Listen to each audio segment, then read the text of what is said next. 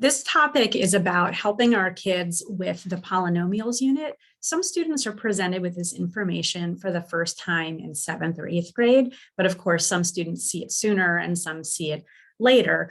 But one of the big issues in this unit is actually vocabulary. So I'm going to walk you through some of the steps, point out where kids make their common mistakes, and let's take it from there. Okay, the first thing that our students are going to be asked to do is to decide if something is a polynomial or not. Here are a couple of examples. Something that looks like this is a polynomial. You'll see that it has a mixture of numbers, variables, and exponents, right? We can add on to this. This last term I'm putting here is just a number, doesn't have to have a variable in it. But something like this is what we're talking about when we say polynomial. Sometimes it's easier to know what a polynomial shouldn't look like. So let me show you a couple of those also. If you had something like this, come on now. There we go. Something like this, that is not a polynomial, even if you're adding extra stuff after it. The reason why it's not a polynomial is because the exponent on that first term there is not a counting number, has to be a counting number, 1, 2, 3, 4, 5, 6, 7, 8, and so on. Okay, here comes another example of something that is not a polynomial. Let's see, how about an equation like this? So there's a square root in my picture, and inside the square root is a polynomial.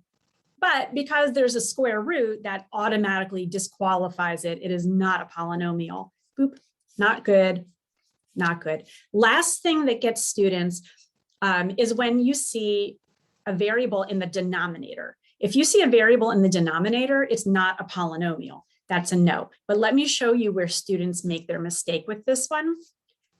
This example in the black ink is a polynomial. What's the difference? Where the variable is positioned. The variable cannot be in the denominator. A number can be, that's cool, but no variable in the denominator. All right, let's see what's on our next slide. Okay, the next thing that our students are asked to do is to classify polynomials by degree. Let me try to get this thing off. There we go. The degree is the biggest exponent that you see in the polynomial. So let's take one that's a very simple example. There's just 2 terms here. The biggest degree is 4, so we call that degree 4. What if it's not in the right order? That's one of the questions I hear a lot from my own children. What if it looks like this? And when they say not in order, they mean it's in descending order instead of ascending order, or vice versa, or whatever. The order doesn't matter. What matters is the biggest exponent. And so for this problem, the degree is 6. Now, there are a couple of degree things that are special vocabulary words that the students have to be able to use. Let's go ahead and make some space here. Okay, the first is when the biggest exponent in the problem is actually a 1. So maybe your polynomial looks something like this. In this polynomial, we have degree 1. When something has degree 1, we call it linear. That means it makes a line when you draw it. The next type of degree you could have, maybe we'll do that. The next type of degree is 2. Second degree we call quadratic. Parents, you might remember drawing parabolas. That's what this equation looks like. It makes a U. And then finally, we sometimes have things to the 3rd power, and these are called cubic functions. Anything beyond that doesn't really have a special name. Well, I mean, it does, but your students may or may not need it. 4th power would be quartic, and 5th power would be quintic. Most of the students are not being given this vocabulary right now. But typically, anything beyond cubic, we would just call a polynomial, right? So the degree is 1, it's a linear polynomial. The degree is 7, it's a polynomial with degree 7. That's the closest you can get. All right, let's move on.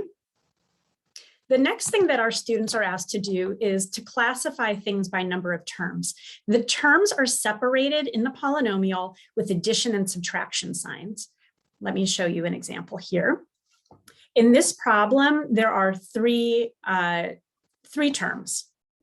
1, 2, 3. So this has 3 terms.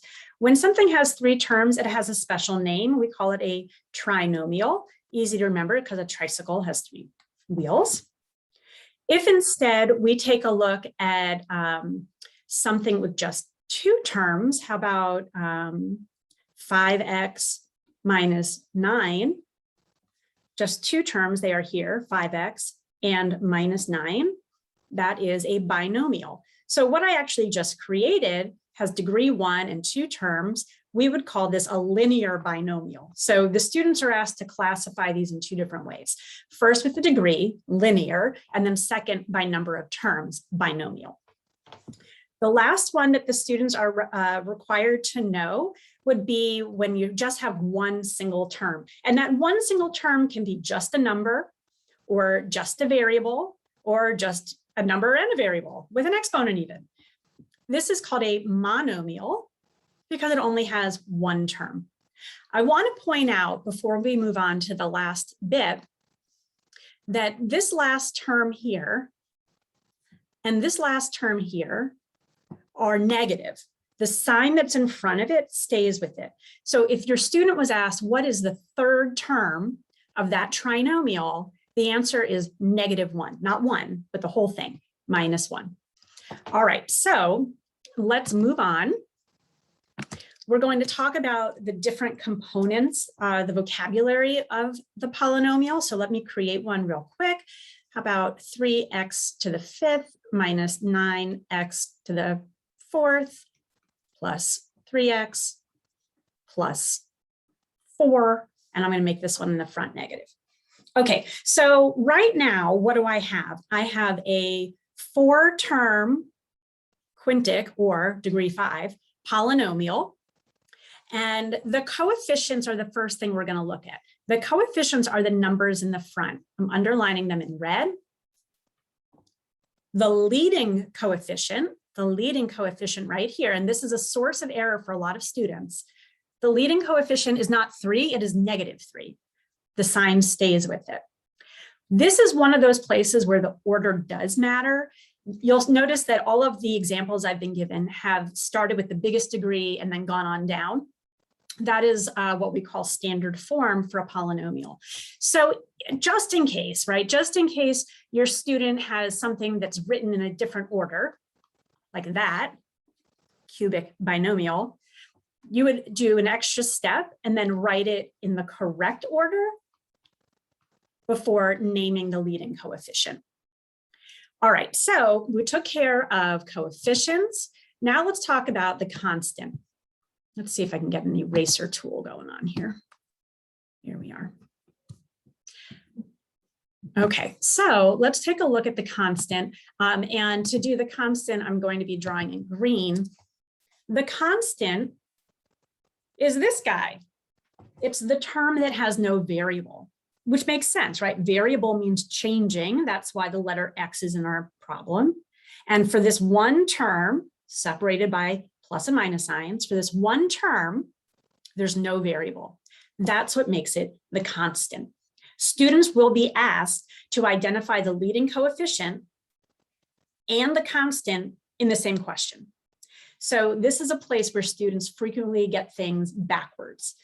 Just keep in mind, if it's constant, it doesn't change, so it can't have a variable with it. I hope that helps, and I wish you very good luck in helping your student with polynomials.